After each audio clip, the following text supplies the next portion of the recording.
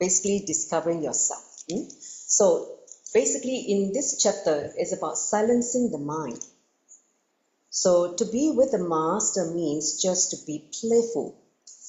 The moment you have become serious, you have missed it, okay? The moment you become serious, you have missed it. That's the thing.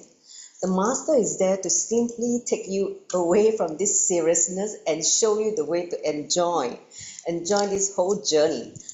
See, a lot of people, they have forgotten to be playful, the innocence of a child. When they come to spiritual awakening, they take it so seriously. And when you become serious, you can never be enjoying this whole journey. I'm telling you, you'll be like a torture, just like how you're torturing yourself. So Swamiji said, silencing the mind is the first step to enter into this whole spiritual awakening, because you cannot be serious, because the whole cosmos is just a whole psychodrama. He's playing, and you should learn how to play along. So when you start to learn to be playful, to enjoy, then the transmission, the shift in your consciousness, in your awareness can happen so beautifully, so casually, without you struggling. When your mind comes in with your seriousness, with your goals and with your determination to get this, all that just make it too attached to the outcome, the result of everything. So when you become so attached to the outcome, naturally, when there's a little setback, you feel discouraged, you feel sad, and you feel hurt, and all that kind of. That's not necessary. It's part of the whole journey. Just learn. Just have this, what Swamiji coined as beginner's mind. You know how when a child, when they learn something, if they fall, they will not. They will just get up again and then try again and fall again, get up again. So there's nothing to feel bad about the falling. But when we become adult, the one setback is enough to shatter us and give up the whole thing. This is the problem with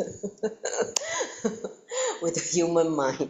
The human mind is like this. We can't take failure. We're too serious, right? We take things too serious. Because society trained us to be too serious.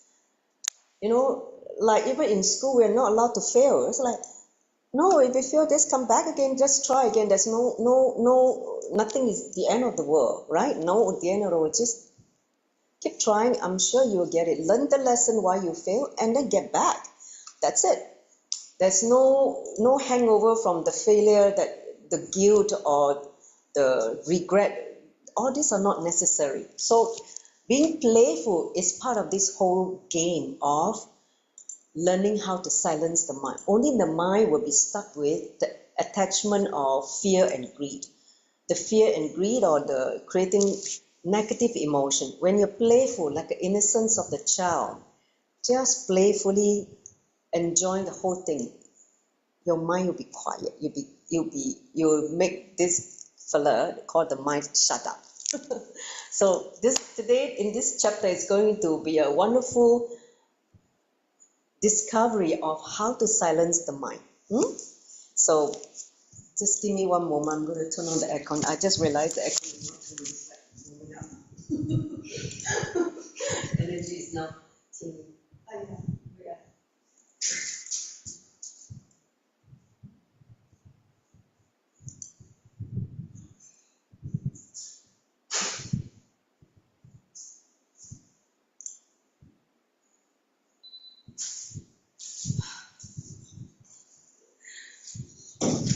Okay, so now I'm back. Sorry for this temporary technical glitch. Actually, it's not technical glitch. I forgot to turn on the aircon. So, completing for that. So now, in this chapter, we are going to hear the first question from a seeker. Okay? Here's the question from a seeker. This seeker is a visitor. He asked Swamiji, our guru. He said he wants to be close to him, the master, but feel there is a war between them. Feel something is stopping that connection. So he asked the master why he feel restricted, why he feel this invisible wall that is making him not able to reach the master, okay, feel connected with the master. So I'm sure many of us, when we first came to Swamiji, you may have experienced this invisible wall, I call it. So let's hear what Swamiji says. So now just provide listening, because the next few slides you will not see that. I want you to provide listening, because the answer comes from direct transmission from the Guru to all of us. So listen, he answered the seeker. So you can just listen with awareness. He said, actually this barrier that you are feeling is just a wall which your ego has created. It's by your ego. It's not really there. It's your ego who created that restriction. And initially he said, this is the way everyone feels. Correct? Every one of us somehow may have experienced this invisible wall. Everyone feels there's something stopping them from coming near the Guru, the Master. Initially, it is all right, because if all of you, if all of us come and pounce on Swamiji, can you imagine? With no understanding, he will be like overwhelmed. So what will he do? So this is the way how it is. All that Swamiji is doing, he said, all that I'm doing is trying to make you a child again. The way to get back to this whole spiritual life is to become a child again. He said, filled with innocence. The moment you have become an adult, like a serious buffalo, you missed it. You can't enjoy the whole journey, okay? So he said, my job as a guru, as a master, is trying to make you dance, be a child and dance with the wind, sway with the leaves, and just be in tune with the nature, right? But you go on resisting, because your mind will say, no, this looks so silly, this is so stupid, I'm not going to do that. It's like, it's a childish thing. Your mind will tell you that. And your personality will resist, because all your life you have built a personality. I'm so and so. I'm this someone in this society. How can I do this kind of childish thing? So you try to resist also, because you have created an idea, so-called identity, whom you think is you. Okay, so that's why the resistance comes. And he said, I'm trying to awaken your individuality, the you inside. But because if I tell you to dance with the wind, you will simply think that I'm mad. You will think that the Guru is mad. So you feel foolish or childish if I tell you to do all these things. This is what happened when you have been so conditioned by society. The society made you think this is the right thing to do, this is the wrong thing to do. And then after that, you just feel that when Master asks you to do some simple thing like what the kid would do, you just say, nope, I won't do it. This looks so silly. I will not be able to face the world if I do this. This is what happened. Okay? This is the wall we created because we think we're so and so. And all right, he said, feel the foolishness. Feel foolish. Feel foolish. It's okay. What's wrong with that? Just feel foolish. He said, the only way to drop your personality, okay, or this identity you created, is simply feel foolish for some time. Just feel foolish. Just do, like how a child would behave. Then you will forget about this identity. Even if you feel foolish while you're dancing, continue. Don't have to feel shy. Don't have to feel inhibition. So if you can simply continue without bothering about what others think, a lot of time we care about what other things, what people perceive you. This is the problem. When you care too much about what others perceive of you as a person, you will be so self-conscious. You will not be able to relax. You'll not be able to let go suddenly, So you just feel, I'm not able to do this because everyone is watching me. Nobody is watching you. You're just thinking that people are watching you. So then you won't feel foolish at all. Say, just do it. Just let go, he said. Then the people around you will also find you beautiful, because when you lose yourself, you automatically become beautiful. You become only beautiful and graceful when you lose yourself. And that's what the master is here to make you do. Lose yourself to find yourself. Because what you know as self right now is just nothing but a whole bunch of conditioning by society. Understand? So, understand, when you come to the master, a guru, he gives you a new birth. What we learn in Sanskrit is called Dvija. Dvija means twice born. He gives you a new birth, a new life, a new beginning, to be honest. When you come to a master, this is what happened. The initiation by the guru is like literally giving you a new birth. The old you died, the new you is born. Okay? So you can forget about your childhood, all the sad part, all the part that you have learned to feel pain and hurt. You can just learn to let go. You will be reborn with innocence and openness once again, and they will never leave you ever. So it will always stay with you. And you will be able to stay with the moment that is presently there. So you become aware, you become able to stay in the present moment. See, I want to share this myself personally. When I came to Swamiji, the first program I attended with him in India, it was 2006, July. It's Nithyananda Paramashivam program. I tell you, when I went there for 4 days, I attended the 4 days program. Literally, after I walk out the whole 4 days, I just felt I have a new body and a new mind. Literally, I was reborn. I can tell honestly. Even my cancer left my system. Okay, so this is what happened. In his physical presence, he just clean you up. He just heal you completely, and that's what I felt. I was like literally reborn. Of course, during the 4 days, so much got drawn out on me. I was crying like a baby. I have never cried so much in my life. I tell you, that is the time where I cried so much for the 4 days. I never stopped crying. Every time the process comes on you, so much pain, so much all the stuff I contained inside me for all my entire life till that moment, it was literally get sucked out of me. So naturally, the operation was going on, and felt the pain and the hurt and all this coming out. So, and after the 4 days, I just felt like I have a new body, a new mind. Literally, not only that, I feel physically I have a new body. To tell you honestly, so it was just so amazing. So what Swamiji has said is not what you call it. He's not. He's telling the truth. When you come to the master, when he start working on you, you will have a new birth. You are what we call Dvija, twice born. Okay, so finally he concludes to this seeker who asked this question. He said, until now you have had the script of your life written by the society. How you live your life is given by society, the societal conditioning.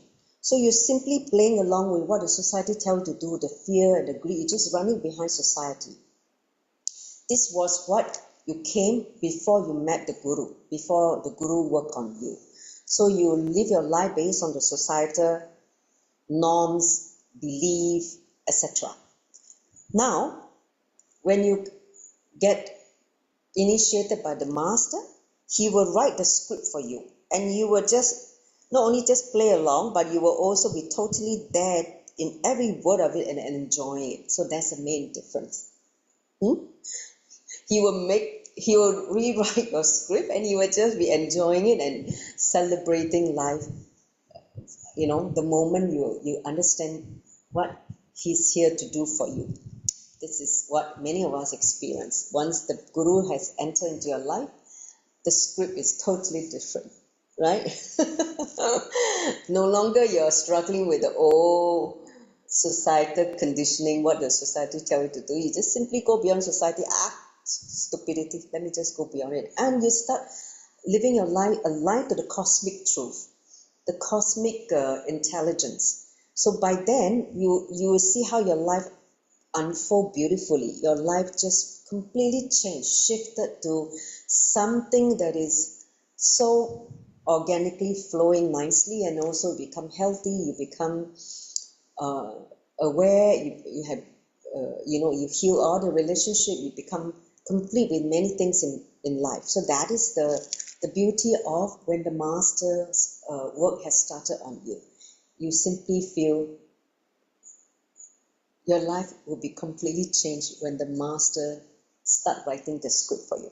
So that is the war that created by our ego. Understand? Give me a thumbs up. Everybody understood how. I'm sure all of you agree, right? Thumbs up, we will agree what happened. The war. The war that we created is Then next is how the guru would just break the wall and make you break the wall. Great. So now let's listen to this very beautiful story about a Zen master. So listen carefully. So once upon a time there was a Zen master. Zen master are mostly like the Japanese, right? So this Zen master he was meditating in a cave deep in the mountain, which is quite common, right? And when he opened his eyes after a long meditation, he saw one visitor sitting in front of him. He opened his eyes. And he was a monk from a well-known monastery nearby. Okay, another Zen monastery nearby. So the master asked this young monk, "What is it you seek? That means what you are here for?" So the young monk began to tell the Zen master, he said, what happened in his monastery. He said, at one point in time, his monastery had been very famous throughout the whole Western world. Okay, in the Western world, many people come to this monastery. Their rooms were filled with young seekers. The temple echoed with the chants, the holy chants of the monks. So it means vibrant activity from a lot of seekers around the world. Okay, but now things have changed. Things has changed. He said people no longer came to seek guidance, and the temple is now so quiet. It's almost dead. And there were only a few monks remaining who did their duty with heavy hearts. So this is the word. Heavy heart is like what happened. They're just coming to keep the monastery, just maintain the monastery, the temple, but nobody is coming. So this is what is happening. And this young monk was asking the Zen master, what is the problem? So after telling this to the Zen master, the monk asked, is this because we did something wrong that the monastery has become like this? Did we do something bad? Tell me. So the master said, yes, ignorance. It means 无知, right? Ignorance is the source of this problem. So the young monk asked, what do you mean by this? What do you mean by ignorance? So the Zen master continued, one of your monks is a Buddha in disguise, and you're ignorant of this. He was like, you mean Buddha reincarnated in my monastery and I'm not even aware who is this? He's in disguise? Oh, wow, this is like earth-shaking news for him. After saying this, the master simply closed his eyes and went back to meditation. So he just tell him, one Buddha has come down. He's in disguise as one of you. So the monk was like, oh wow! Throughout his journey back to the monastery, he was thinking. His heart was beating fast. He was too excited about this news that he heard from this Zen master. This is too much for him to take. So he was thinking in his mind. He said, Buddha himself has returned to earth, and right here in the monastery. How is it that they have all failed to recognize him? How come we don't know he's around? Who is it then?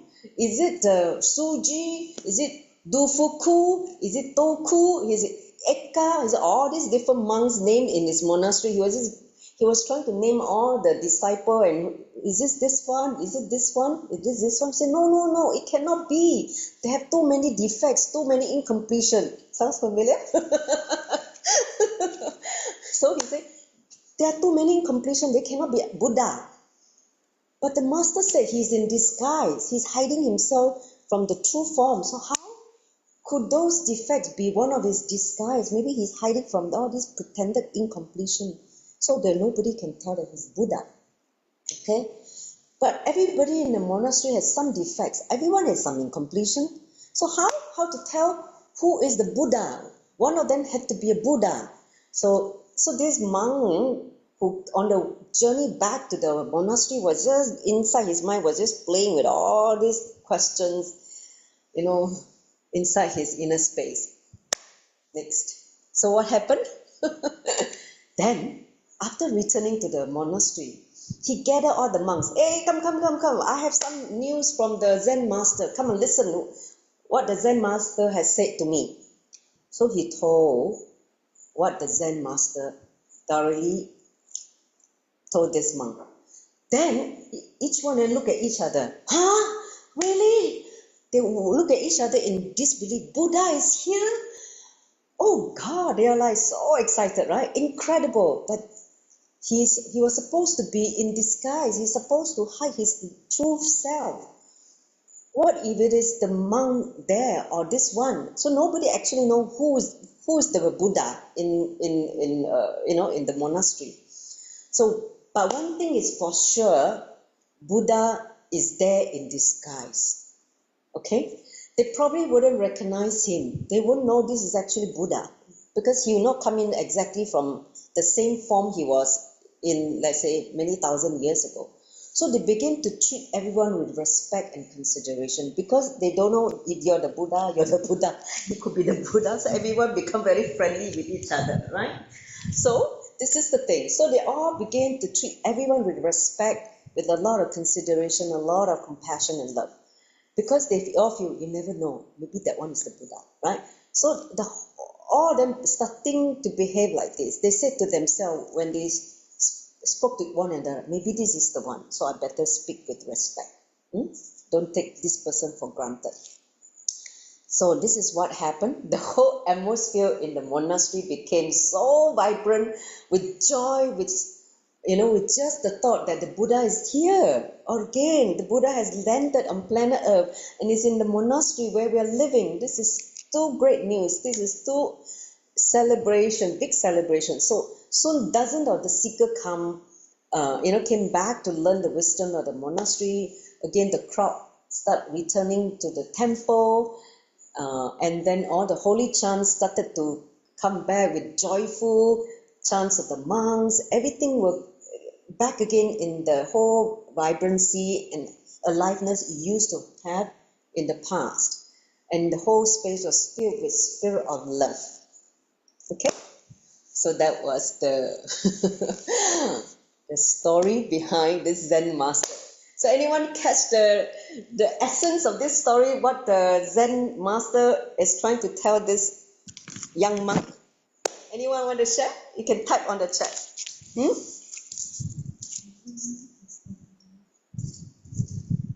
So Jarasharika said everybody is a Buddha. Okay? Any more? Any more? Let me just see. I love this story. I also love this story. When I heard it, I was like, oh, this is so cool. I tell you, some of the best stories Swamiji had told is all the Zen master story. I love the Zen master story. Even the laughter meditation is also all the Zen master story. I love all the Zen master story. They are words, they are the master of few words, but when they speak, it's so powerful. It just hit the nail's head, boom, and then you just wake up. So, anyone beside that, everyone is a Buddha? What do you get back from this story? What do you get out of this story? Okay, so let me just see.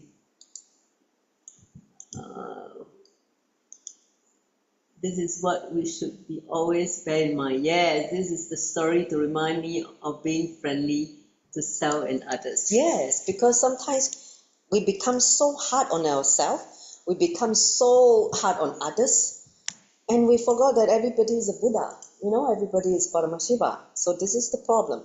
We become so mean and aggressive. This is the Mirror. yeah. Mirror. Yeah. So that is the story. Okay, so let's enter into the next slide. So this story tells us one thing: bring back the love, right? The love for humanity, love for yourself. Okay. So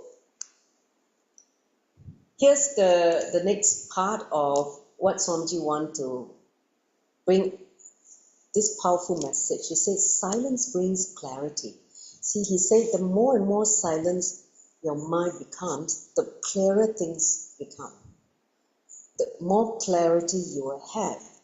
And you'll be shocked to see the beauty of the things around you. Because you become silent, you become aware of all the little things that's happening around you. Normally you will miss it. You're not even aware of the subtlety of life.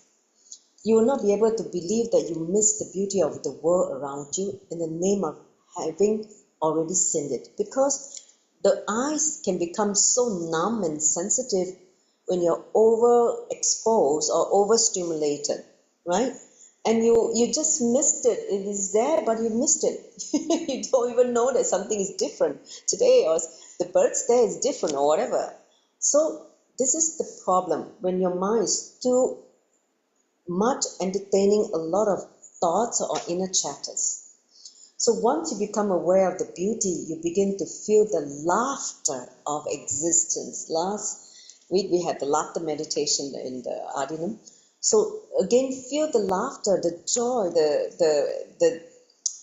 the psychodrama, the joke of the existence, and you can never be serious again because the whole life is just nothing but the joke of cosmos.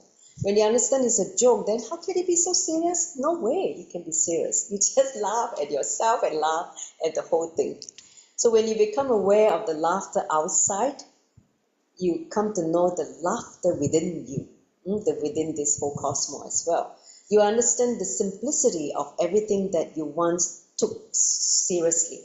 You took too much seriousness in everything in life that you miss this simplicity. It's just so simple. It is just that simple because cosmos is simple. So laughing at yourself is the greatest blessing because when you can laugh at yourself, you can never be hard on others. You can never be violent or aggressive to others. Because when someone laughs, you don't have the mind. You will not be scheming. You will not be cunning.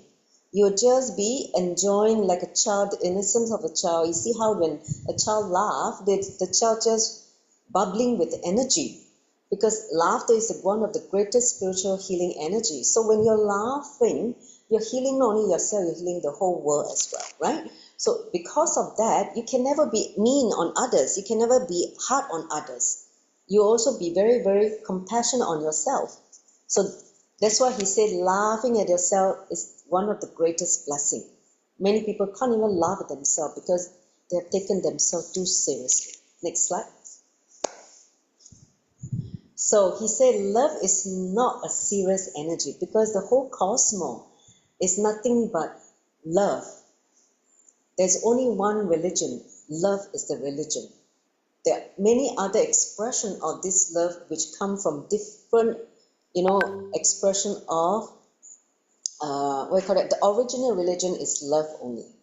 Right now, whatever religion you see is just offshoot of that original religion, which is love.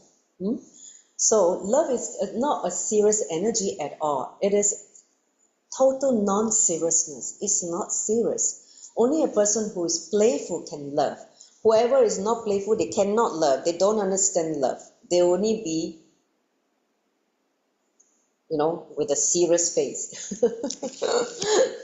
And they will feel hurt and angry all the time. So you guys should become playful. This is the message the Guru said. Be playful. Come on. You know, he say they should live with music instead of mathematics. They should live with poetry instead of philosophy. They should live with playfulness instead of seriousness. That's what Swamiji wants. He said, I do not want any one of you to renounce life. I want all of you to rejoice in it. Rejoice life. Embrace life. Be life positive. Celebrate life. And then, once you rejoice in it, you are bound to love.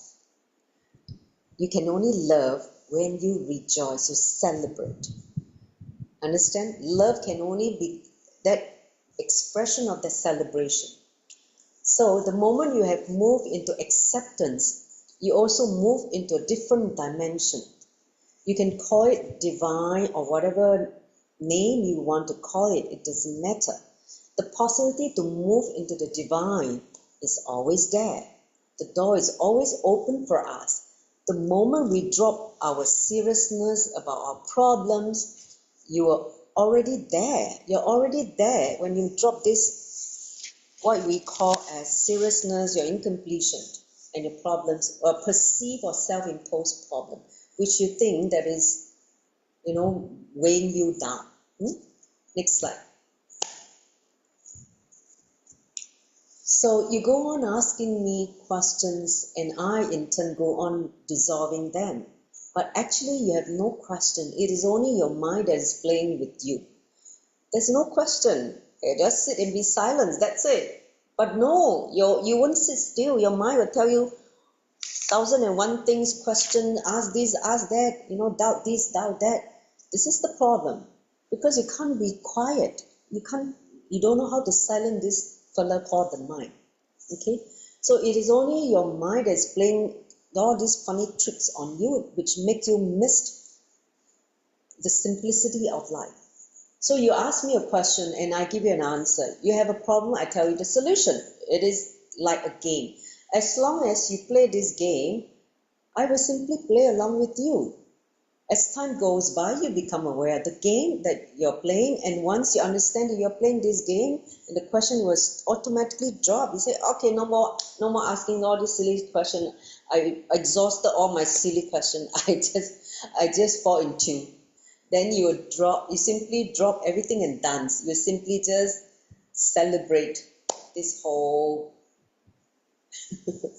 this whole life with the master, with the cosmos, with Paramashiva, and you'll just be dancing, you'll just be celebrating. Life is just beautiful. No, not as what your mind thinks as problematic, depression, fear, all that are non-existent. They're all fabrication of your mind. Next slide. No,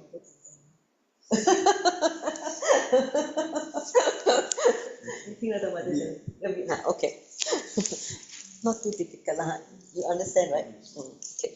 So the next slide, it says, instead of wasting your time thinking, you just sing. You sing, because when you celebrate, when you understand the simplicity of life, you'll just be singing the glory of the divine, with devotion. So thinking is the only thing that prevents you from reaching the divine. So that's why he tells you, drop the mind. Drop the silly fella called the mind. There are actually many ways of reaching the divine. But the moment you start your inner chapters, your thoughts, your mood swing, all this, you missed it. Understand? So, see, when you have a problem, there are only two things you can do. You either forget about it or carry on with it.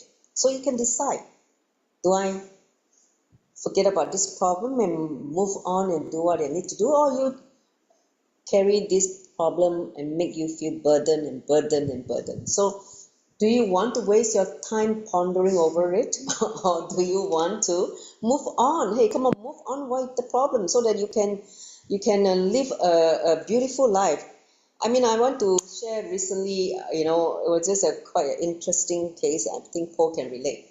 There was one person, this guy, who has been in depression for many years. He's been in depression for maybe 20 years now. I do not know. He's on medication or these antidepressants for 20 over years. Okay? And so we told him, you can come out of it if you want to. But he's not willing to come out of that depressive state. He's settled there too comfortably. He just wants to be depressed. He doesn't even want to get out of this sad state he's in. So slowly, I'm sure you can imagine he's just going to destroy himself like a slow death, right? He doesn't want to come out of it.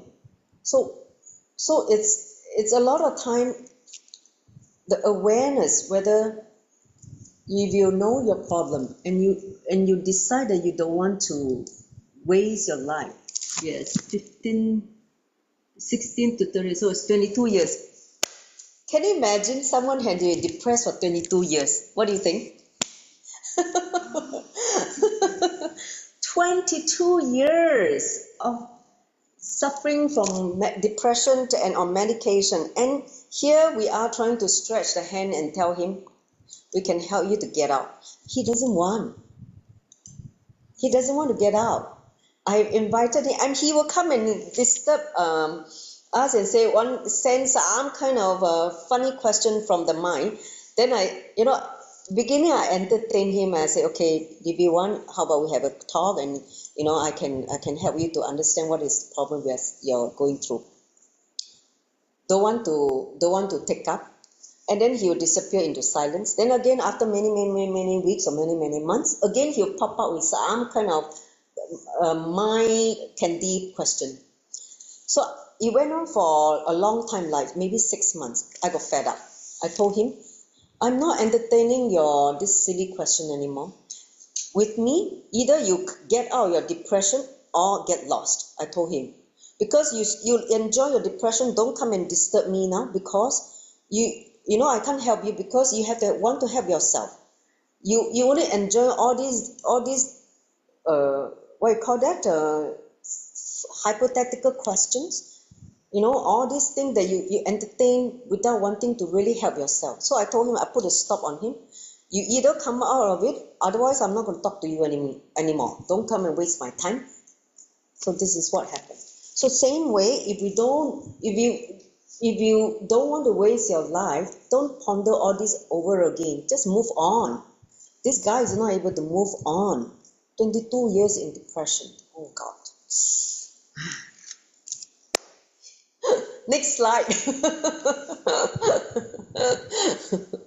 So the quality of your life has to do with the way you live inside you. The quality. That's why Swamiji is here, to raise the quality of our life.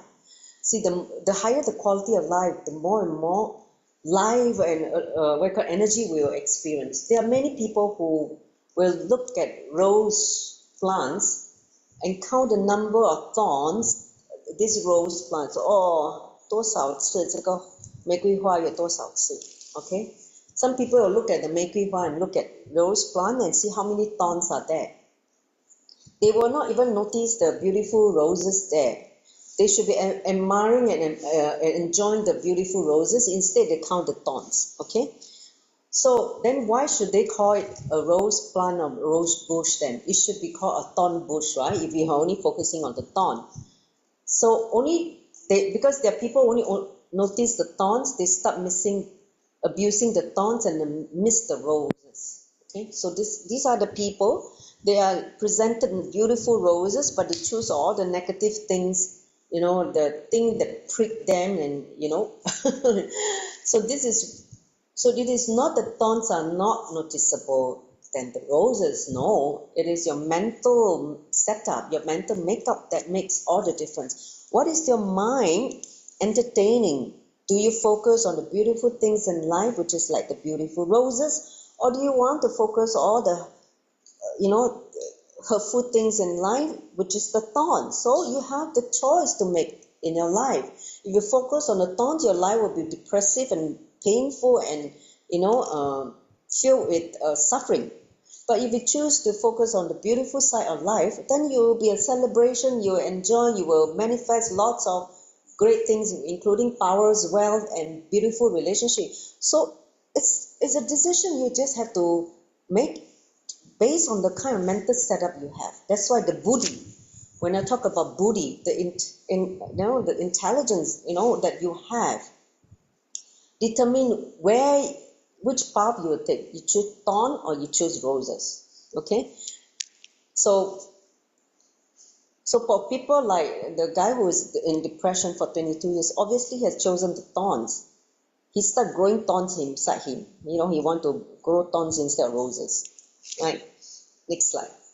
So instead of seeing the thorns, see the roses which have grown around the thorns. The fact that a rose is growing around the thorn is the greatest miracle. Don't you think so? So once you have become aware of these miracles in life, in the cosmos, you have shifted from the mind to the heart. The whole point is to make you shift from the mind to the heart. You no longer become affected by the logic games of the mind. The mind is all filled with logics, calculation, fear, greed, all this kind of nonsense you will create in your life. So you no longer become affected by anything from then on. You have dropped the logic and enter into innocence. This is the beautiful part about silencing the mind. Dropping the logic and embrace the whole innocence. Then the whole world around you becomes like the rose which grows around the thorn. Your life becomes filled with roses. You're filled with a bed of roses that you can just dive and let the petals just shower on you and just smell the fragrance of the roses and just play with the roses. And that's what Swamiji wants. Okay, so how many want roses? Yeah, all roses. Don't be that 22 years of depression guy, only pick thorns. Okay, so now let's look at this another Zen story before we enter into the meditation. This is another fascinating Zen story. This samurai, you know how the Japanese samurai, the warrior. So here, it so happened that a master of a Japanese tea ceremony. So there's this master. He makes tea ceremony. Okay, accidentally touched the samurai's sword on a busy street. You know how samurai, their sword is like their lethal weapon, right? The weapon that they kill, right? So this tea ceremony master accidentally touched the samurai's sword. And you can imagine what is the reaction from the samurai. He got very angry and challenged this tea ceremony master for a fight because he felt insulted. How can you touch my sword? Because to touch a samurai sword is considered to be a slap on the face of the samurai. You have just slapped my face, okay? So the tea master apologized profusely and explained that it had happened accidentally. I just didn't mean to, insult you. It was just an accident. But the samurai did not listen. He just would not listen. Big ego fella, okay? So he asked the tea master to meet him the next day. Meet me at the city gate and let's have a fight to resolve this problem, okay? Here comes the interesting part, okay? So the tea master didn't know what to do. I cannot hold even a sword, how to fight a knife. He had never fought with anyone in his life. He's a cool guy, he's a friendly guy. So he went to one of his friends who was a sword maker, who make a sword, okay, to borrow. So I can borrow a sword because I'm supposed to have a fight with this samurai, and told him that what had happened. And the friend said, it would be useless to give the sword to somebody who is not even a swordman. What if I give you? You are only going to, to not know what to use, right? It's like useless. So he advised him to face the death with honor. Just go and face the death and perform the tea ceremony as his last gesture on earth. Just go and make tea and use this as your last send-off for yourself. Okay, so this is the friend's advice to this tea ceremony master. Next slide. So the next morning, interestingly, when the tea master and the samurai met at the place they are supposed to have a fight, the tea master announced he will perform the tea ceremony before the fight. Let me just perform this because if I'm going to die in your hand, let me just do this for the last time. So he knelt down and calmly started the ritual. You know how the Zen, Zen tea, the whole tea ritual is very beautiful. If you have a chance to experience in any Japanese, tea place. Huh? So the samurai was shocked. The man was going to die in a few minutes, and he's going through each step of the tea ceremony as if nothing is going to happen. So he would just see how the tea ceremony master was just so calm, making the tea, doing all the steps that he used to do and perform the whole tea ceremony. He had never faced an opponent so calm before that. He's just shocked that this tea ceremony master can be so calm, even though he knows that he's going to die in the next moment. After some time, the samurai could not stand it anymore. "Stop," he said. He went over to the tea master and fell at his feet. Boom. And he said, "You face death and yet you are so calm. You're not only a great tea master, but a man who has conquered the fear of death." Okay, he said to the tea ceremony master and said, "Please forgive me for my arrogance and accept me as your disciple so that I may learn how to face death with such calmness." So that was the story. Okay? You like this tea ceremony master story again? Simple story. So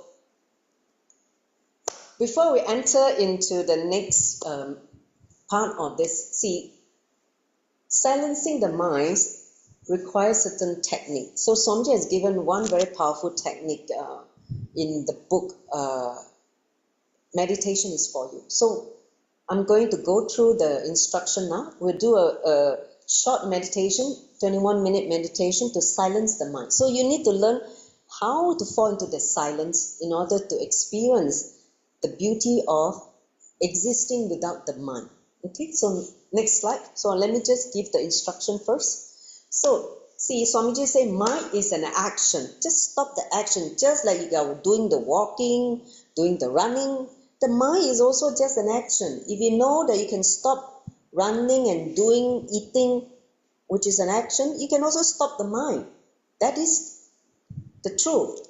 Just stop that action. He said, it is a very powerful meditation technique drawn from Vijnana Vairava Tantra.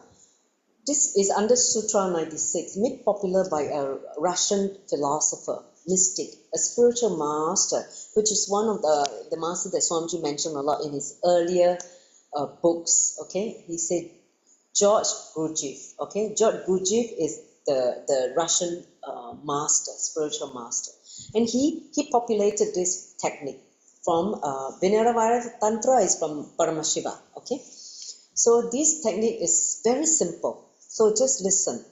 All it involves is stopping suddenly in the middle of whatever you're doing. Whatever you're doing, just stop. You must not be aware that you're going to stop. You just suddenly have abrupt stop. Pause. Stop whatever you're doing. So it's better to let someone else watch and simply scream stop. So I will be the one making you stop in this whole process. You will be I will asking you to do some action, but I will tell you to stop. You're paused. Okay? So it's like a statue game. Like you're running and doing something, then I say stop, then you freeze like a statue. Okay? You've done this 2 years ago. The meditation. Yes, you remember, right? Yeah. So this is a technique. Stop that mind. And so when you suddenly stop the action, which you are totally involved in, you'll be shocked. You just fall into the silence. This is a very, very beautiful technique. So simple. When you just abruptly shake the mind and you just in the instant be thrown back to your being, your consciousness. And it's that simple. Because it's like jostle you and then you just get thrown back to your awareness. So this is a technique. We're going to do it. So next slide. So this technique is taken from this book, Meditation is for You. I think I cover many of the meditation technique in this book. I didn't finish all the technique because some of them require to do it in some certain location, like in the daytime or in the open sky, some by the river. So we couldn't do it in the Adinam. So some of the technique I couldn't facilitate, and unless we are on a retreat. Like if we go to Varanasi, some of the technique we can do. So it's taken from this book. So I'm going to read the sutra, the Shastra Pramana, taken from Vinayavairava Tantra, Sutra 96. Okay?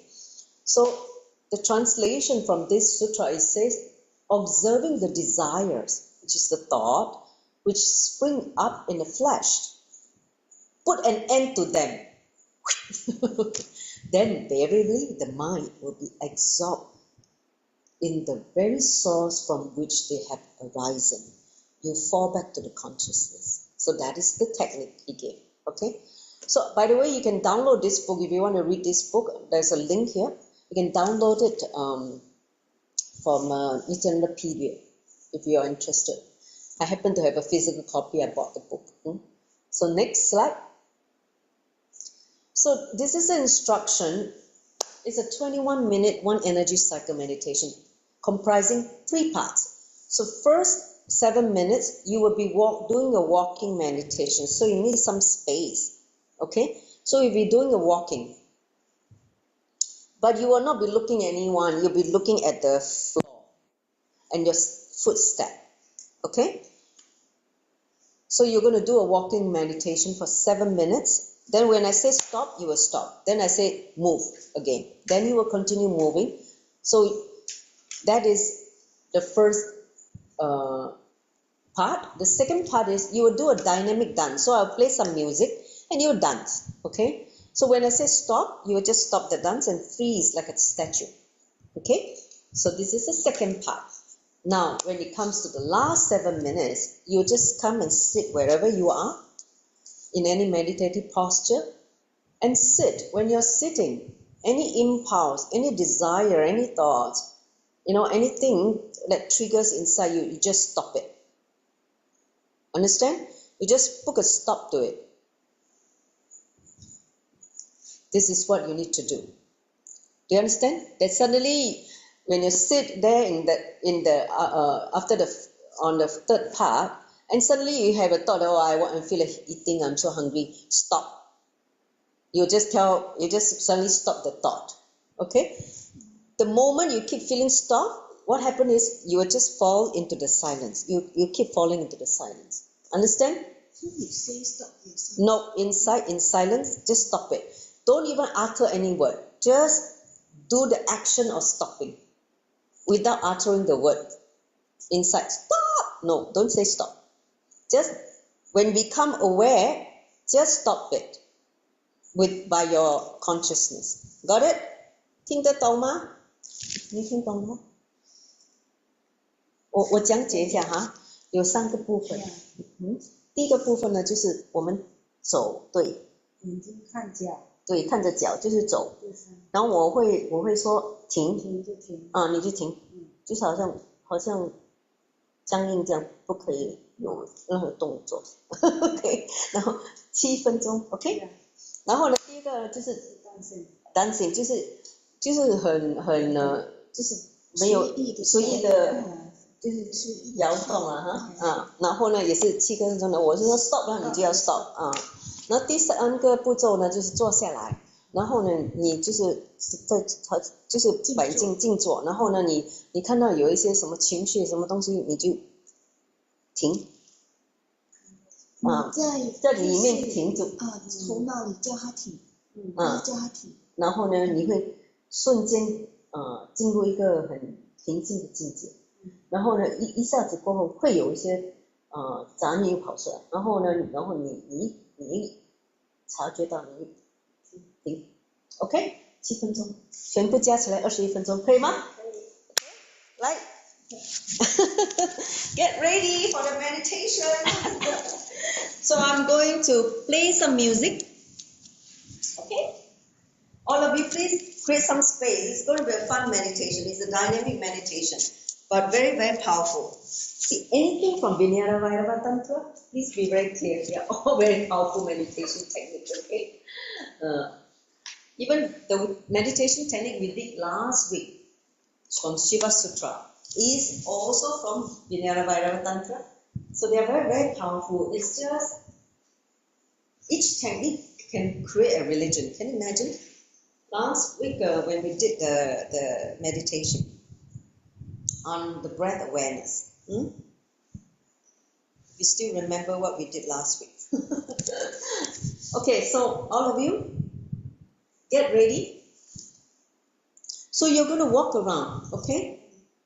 So I might have to put a timer. So give me some time first. I put a timer. So,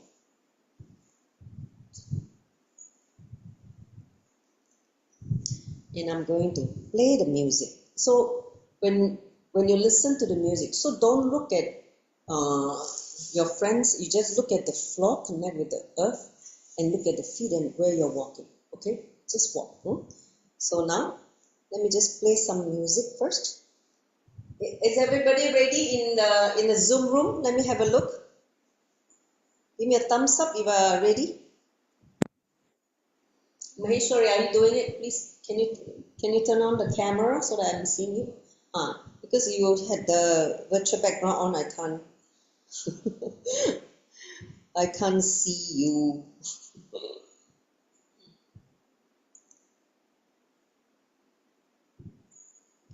So I'm going to play a music on a forest. You're going to visualize yourself walking in a forest, okay?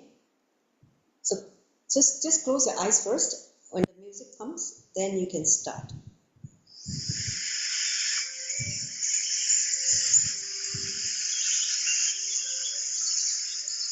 Start walking. You can start walking now.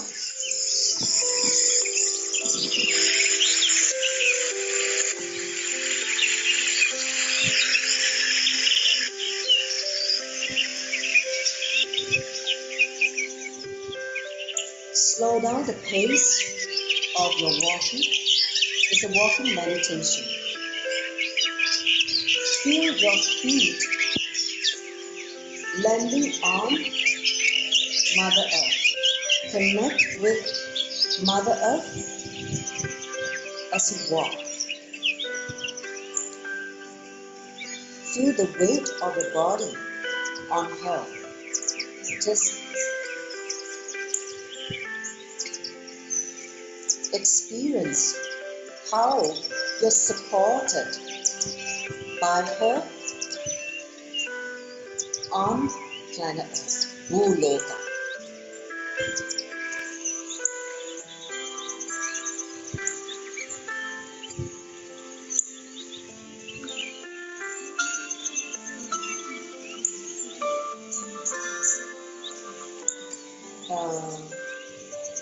Jarashatika, don't talk. Just do the meditation.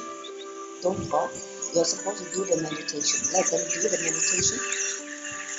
They already know the instruction. Don't talk. Silence. It's a silence meditation. Just walk only. You need to be in total silence, not interacting with others.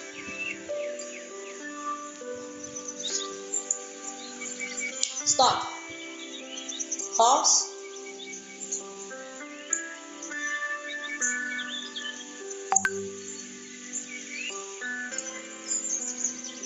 Walk again. Continue the walking meditation.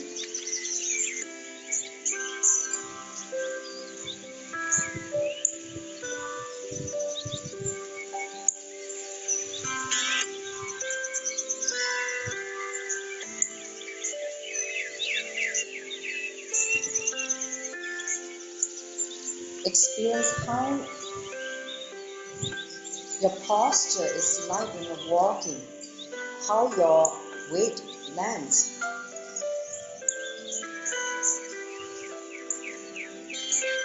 On each feet, how the grounding happens, how you feel the groundedness when you're walking.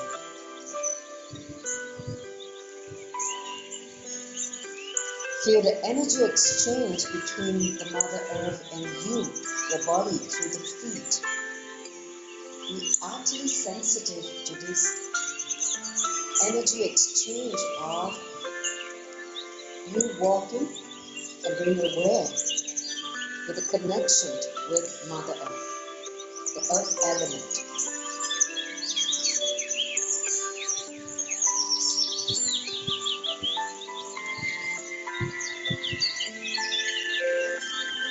Sensitize the sense of touch at the feet, your sole of the feet, where you are touching the earth.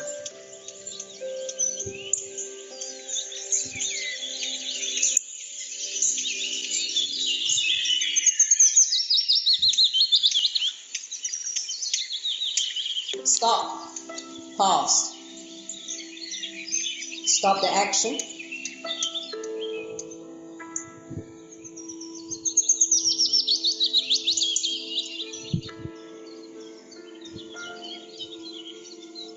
Walk again.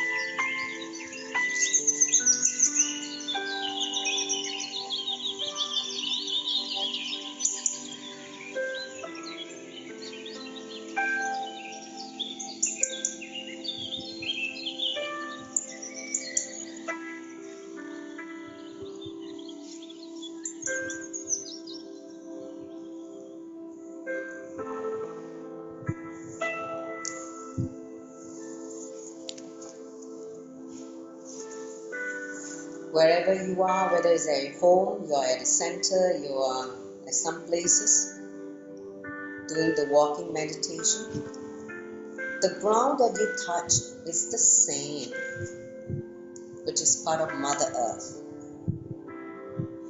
Connect with that body, the divine body of Bhuma Devi, Mother Earth.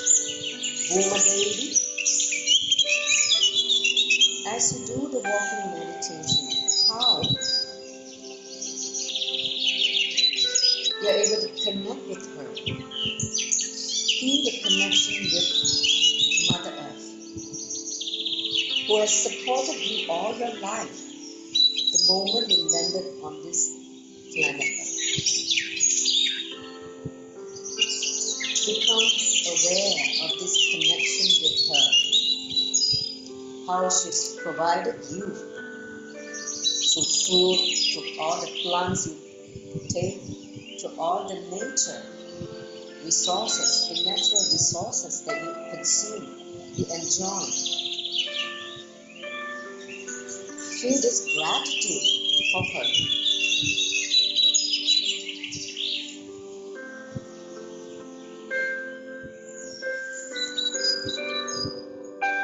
Pause.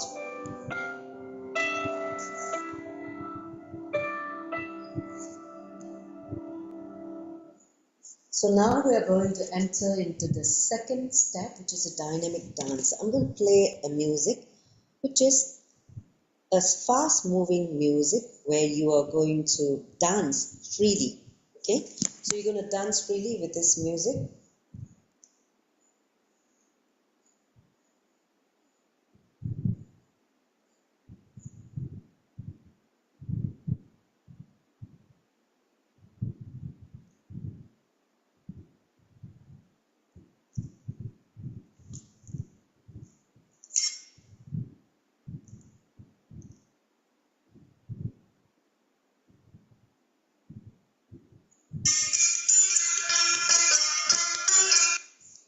Oops. Sorry, yeah. Start moving your body with this music.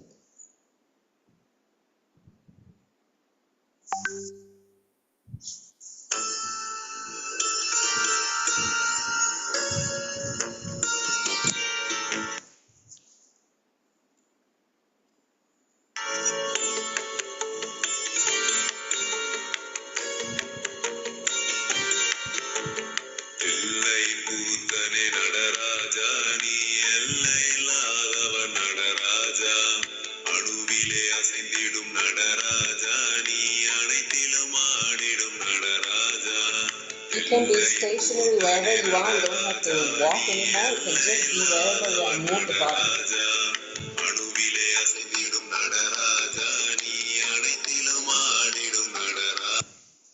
Go ahead.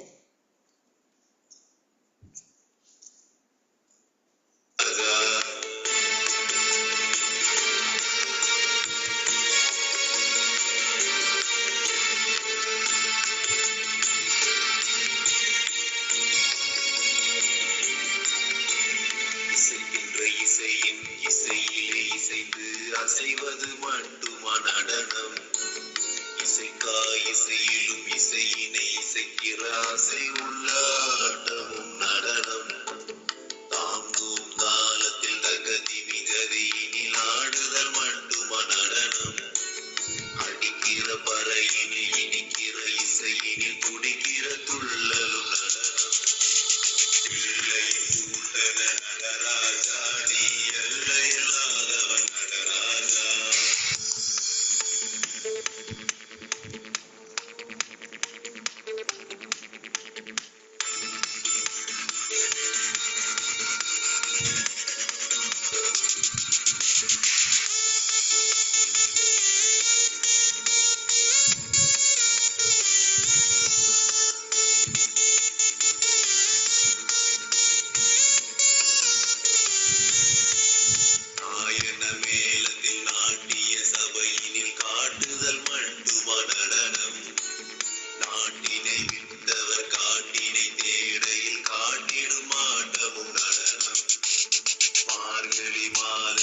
Pause. Stop the action of dancing.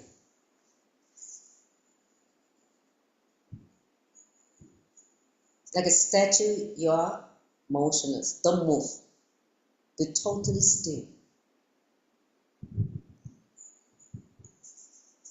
Continue.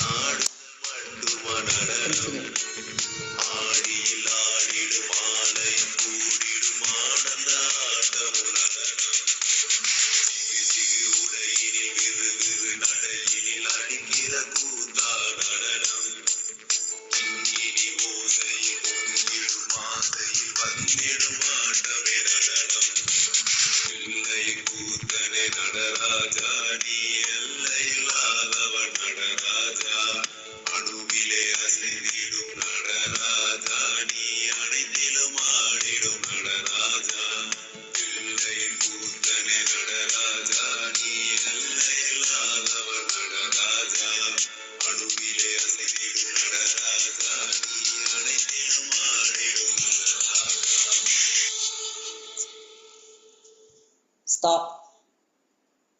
Pause for a while.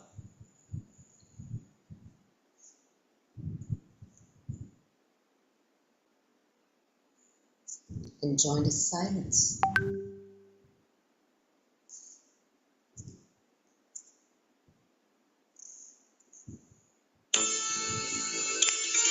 Continue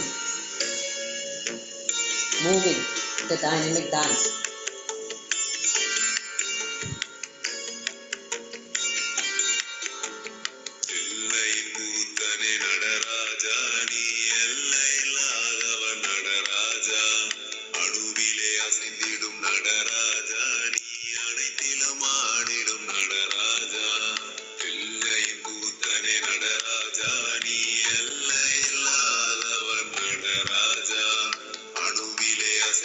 Nataraja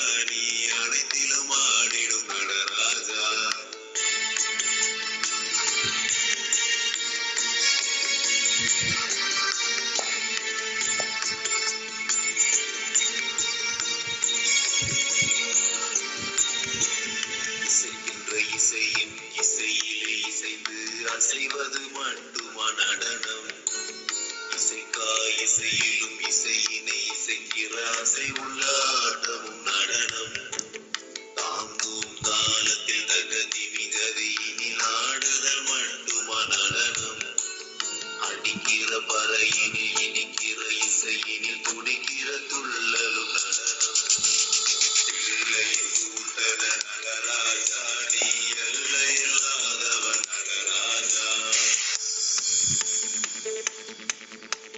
Be wild in your dynamic dance. Let go. Take the whole body. Just lose yourself in the dance, in the movement. Forget of your mind. Just move the body how the body wants to move. நாயன மேளத்தில் நாட்டிய சபையினில் காட்டுதல் மட்டுமா நடனம் நாட்டினை விட்டவர் காட்டினை தேடையில் காட்டிடும் ஆட்டமும் நடனம் மார்கழி மாதத்தில் கானக சபையினில் Just stop in that stillness. See what happens.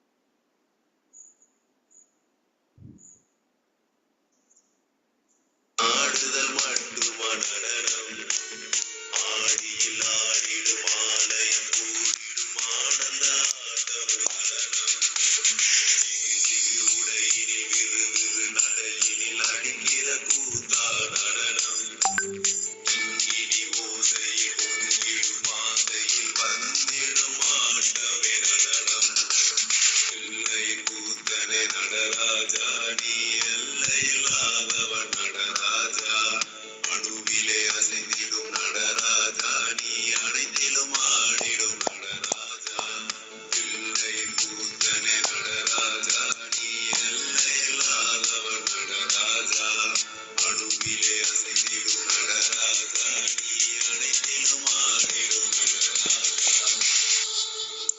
Alright, now just sit wherever you are. Just sit down now. We're going to enter into the third step, which is sitting in any comfortable meditative posture. Just sit with the eyes closed. Do not open your eyes now. Just sit down.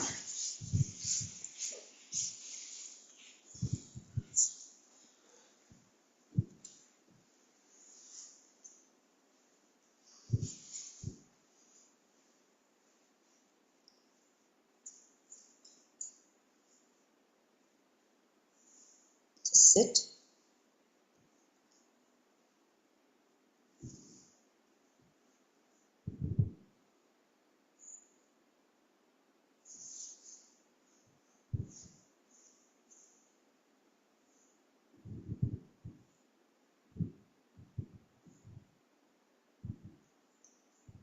Any impulse, desire, thoughts, mood,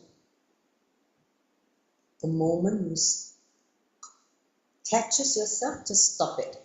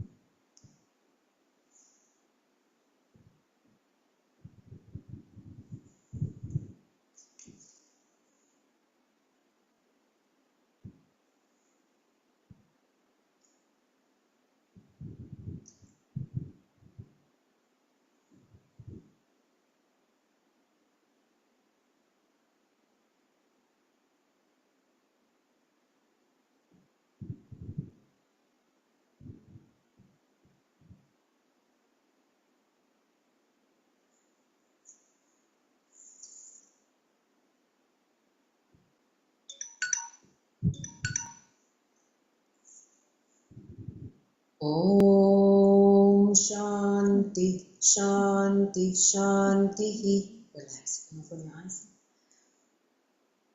Let's go to the next slide.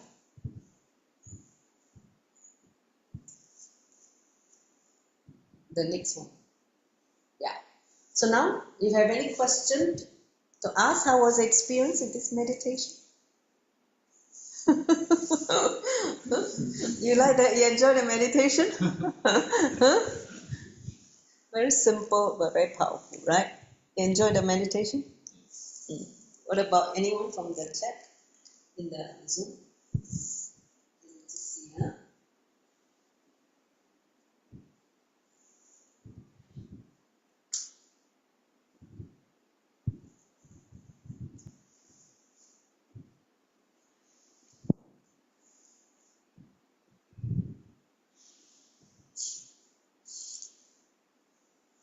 You want to share? If you want to unmute or you want to type, I leave it to you. Otherwise,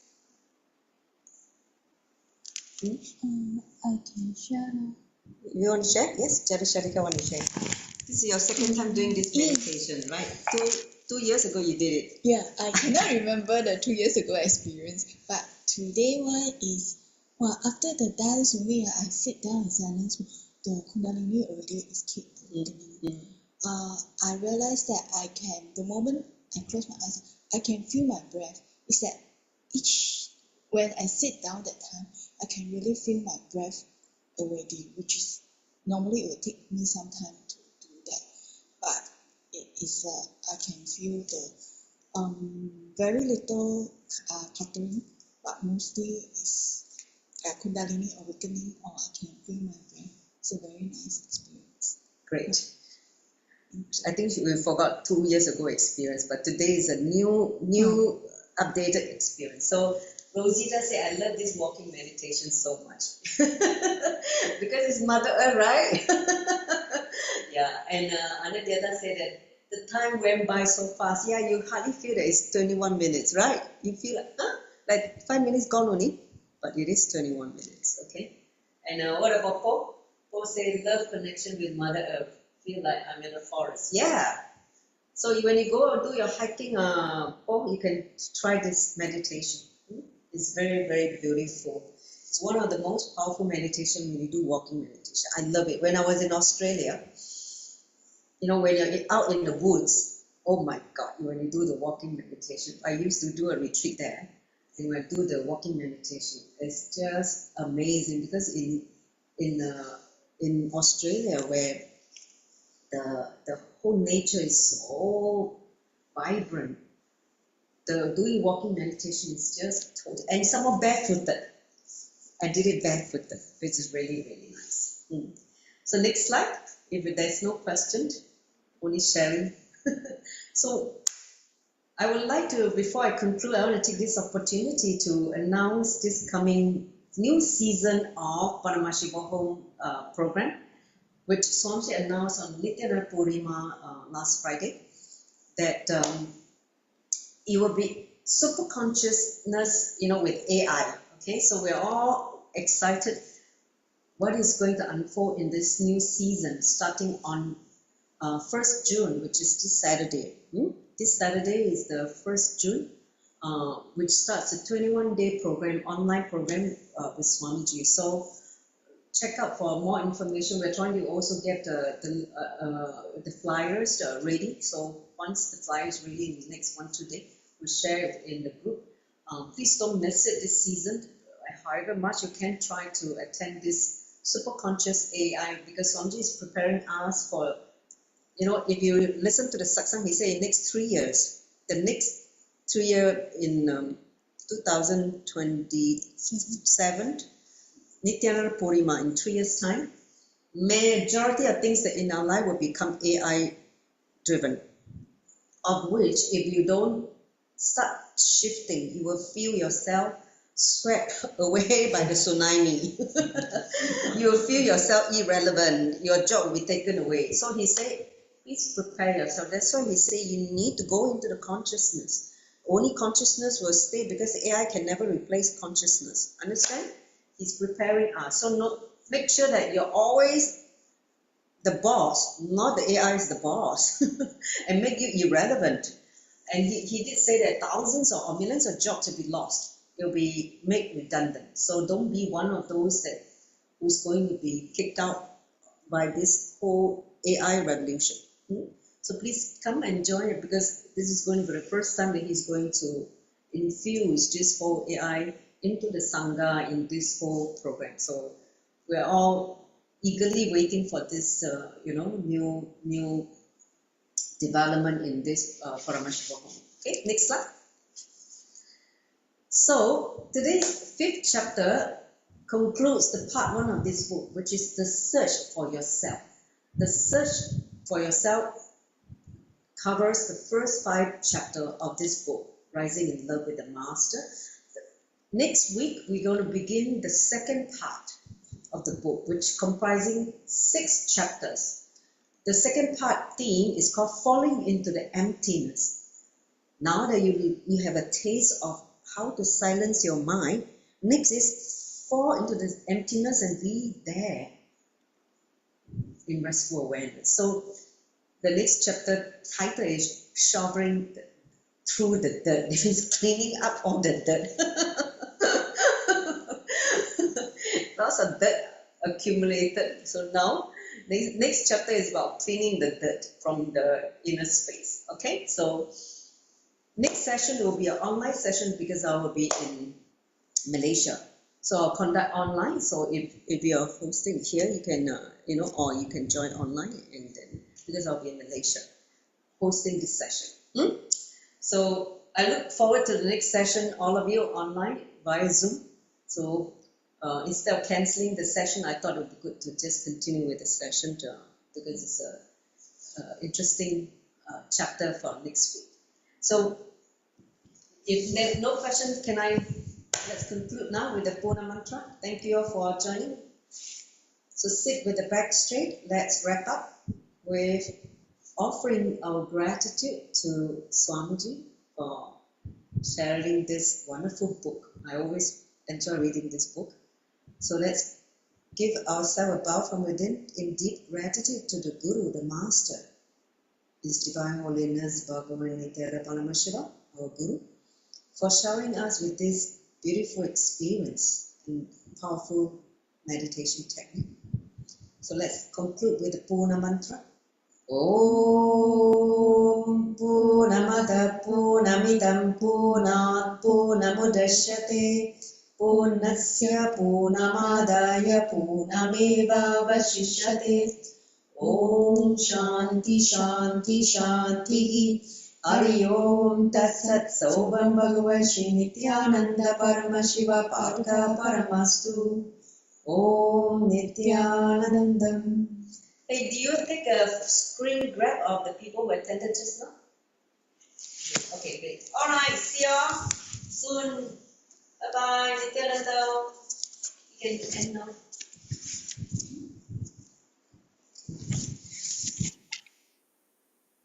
You can stop also the live streaming.